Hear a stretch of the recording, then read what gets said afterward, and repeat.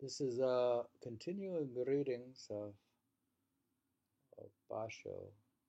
Basho. Yeah, we're gonna. It's We'll do another journey here. It's a Haikuputri, this travel journal of Basho. He gives his writes. He travels, then he writes a poem. A visit to the Kashima Shrine. Hmm.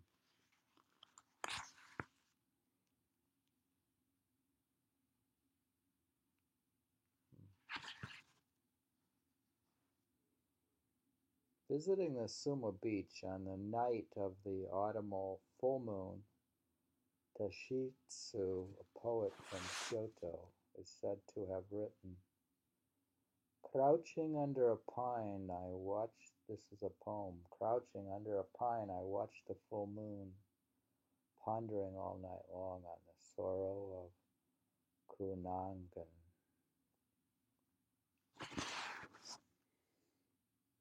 Having for some time cherished in my mind the memory of this poet, I wandered out on the road at last one day this past autumn, obsessed by an irresistible desire to see the rise of the full moon over the mountains of the Kashima Shrine. I was accompanied by two men.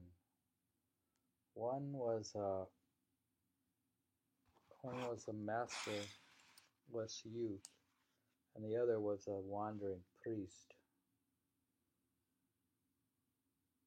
The latter was clad in a black robe black as a crow, with a bundle of sacred stoles around his neck, and on his back a portable shrine containing a holy image of the Buddha after enlightenment. This priest, brandishing his long staff, stepped into the road ahead of all the others as if he had a free pass to the world beyond the gateless gate. I too was clad with a black robe, but neither a priest nor an ordinary man of this world was I, for I wavered ceaselessly like a bat that passes for a bird at one time, and for a mouse another. We got on a boat near my house and sailed to the town of Go Goyotoko, where I landing from our boat. We proceeded without hiring a horse, for we wanted to try the strength of our slender legs, covering our heads with cypress hats.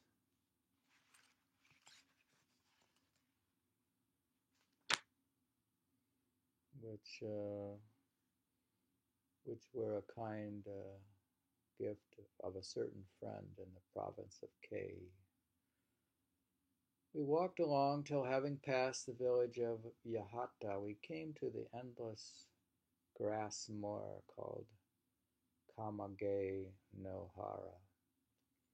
In China, it was said, there is a wide field where one can command a distance of 1,000 miles by a single glance, but here our eyes swept over the grass, unobstructed, till finally they rested upon the twin peaks of Mount Tsukuba, soaring above the horizon, rising into heaven like two swords piercing the sky. These peaks vie with the famous twin peaks of Mount Yozan in China.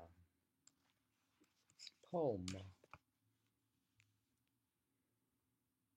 Not to mention the beauty of its snow, Mount Tsukuba shines forth in its purple robes.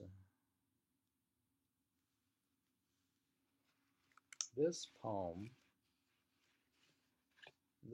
is written by Yan Setsu, my disciple, upon his visit here.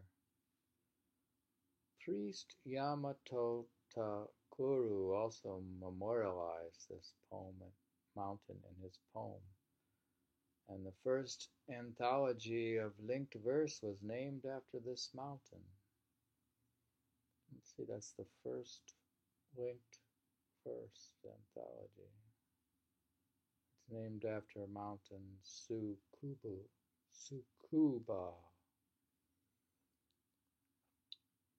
What's linked verse? Indeed, such is the beauty of the mountain that few poets have found it possible to pass by it without composing a poem of their own, be it waka or haiku. What's waka?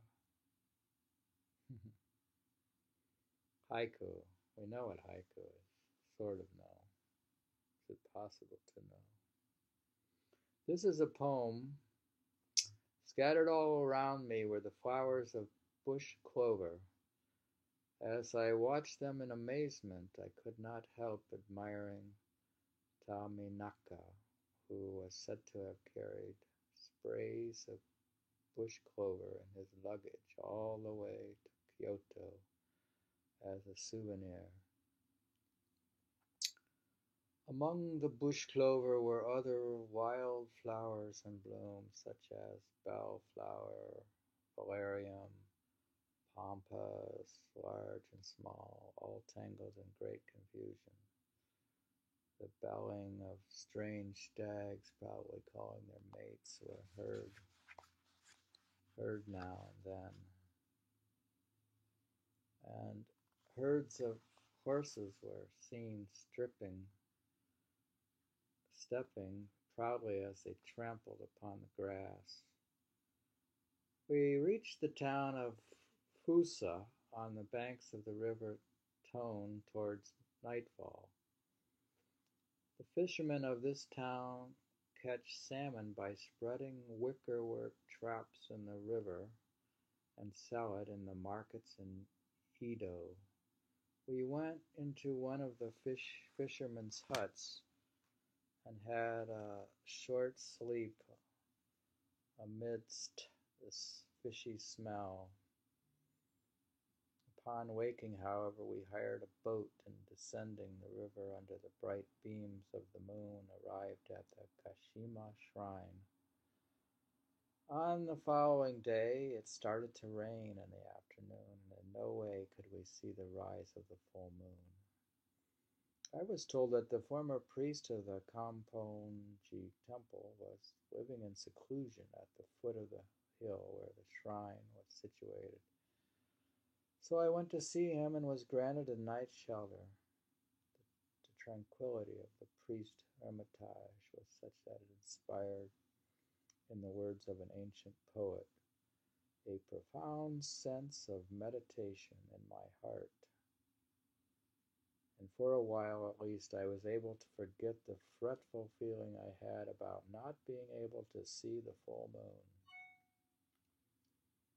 Shortly before daybreak, however, the moon began to shine through the rifts made in hanging clouds. I immediately wakened the priest and other members of the household and followed him out of bed.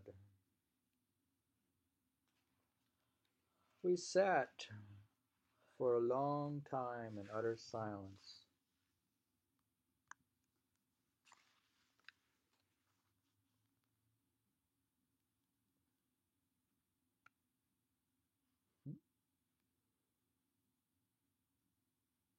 Watching the moonlight trying to penetrate the clouds, listening to the sound of the lingering rain. It was really regrettable that I had come such a long way only to look at the dark shadow of the moon. But I consoled myself by remembering the famous lady who had returned without composing a single poem from the long walk she had taken to hear a cuckoo. The following are the poems we composed on this occasion. Poems. Regardless of weather, the moon shines the same. It is the drifting clouds that make it seem different on different nights. Written by the priest. Swift the moon across the sky, treetops below dripping with rain. Written by Tosia. Having slept in a temple, I watched the moon with a solemn look. Written by Tosia. Having slept in the rain, the bamboo corrected itself to view the moon. Written by Sura. How lonely it is to look at the moon, hearing in a temple eavesdrops pattering. Written by Soha. Poems composed at the Kashima Shrine. Poem. In the days of the ancient gods, a mere seedling. This pine must have been. Written by Tosi. Let us wipe in solemn penitence dewdrops gathered on the sacred stone. Written by Soraha. In front of the shrine, even stags kneel down to worship, raising pitiful cries. Written by Sora. Poems composed at a farmhouse. A solitary crane in the half-reaped paddies, the autumn deepens in the village. Written by Tosie. Under this bright moon over the village, let me help the farmers harvest rice. Written by Soha. A farmer's child hoeing rice, arrest his hands to look at the moon. Written by Tosei. Potatoes on incinerated ground. I awaited tiptoe the rise of the moon. Tosei. Which one? The potatoes? All of them. I gotta finish and I'll come back maybe. Let me see if I can finish the section. Yeah. The last two then. I will come back. The poems composed in a field.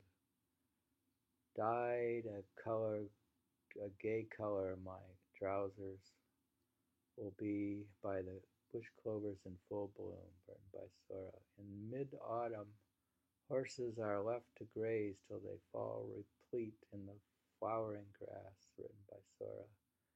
Bush clovers, be kind enough to take in this pack of mountain dogs, at least for a night, written by Soji.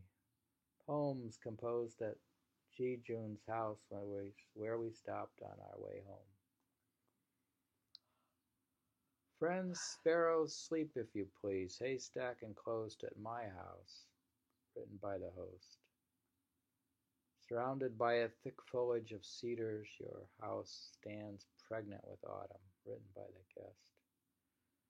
We started out on our moon-viewing trip, calling to halt a boat ascending the river by Sora. Was that a poem you read before? What?